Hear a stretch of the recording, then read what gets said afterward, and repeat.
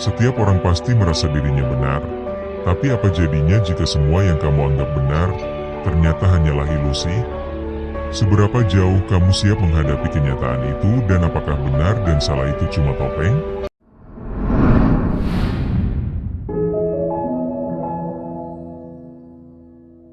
Light Yagami adalah seorang anak muda yang muak dengan dunia penuh penjahat.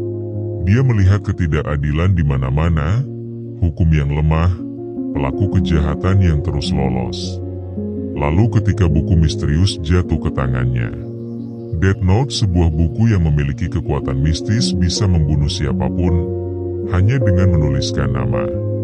Di titik itu, Light tidak melihatnya sebagai kebetulan tapi merasa dipilih.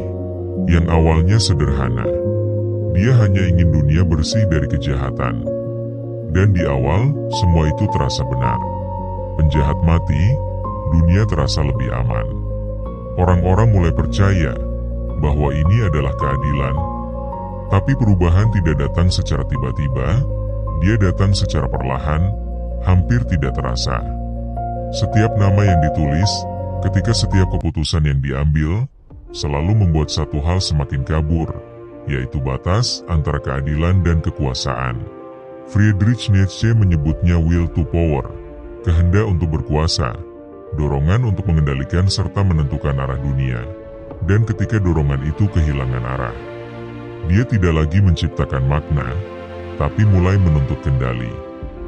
Light tidak lagi sekadar menghukum penjahat, tapi mulai menentukan siapa yang layak hidup. Dan di sanalah sesuatu berubah. Bukan karena dia tidak tahu itu salah, tapi karena Light mulai merasa itu benar. Dia mulai menolak keraguan, menolak empati, bahkan menolak sisi manusiawinya sendiri. Carl Jung menyebut itu shadow self, sisi gelap yang kita tekan, tapi justru tumbuh dalam diam. Ketika itu semakin ditolak, maka semakin kuat. Dan tanpa disadari, Light Yagami tidak lagi mengendalikan kekuatannya, justru malah kegelapan yang mulai mengendalikan dirinya.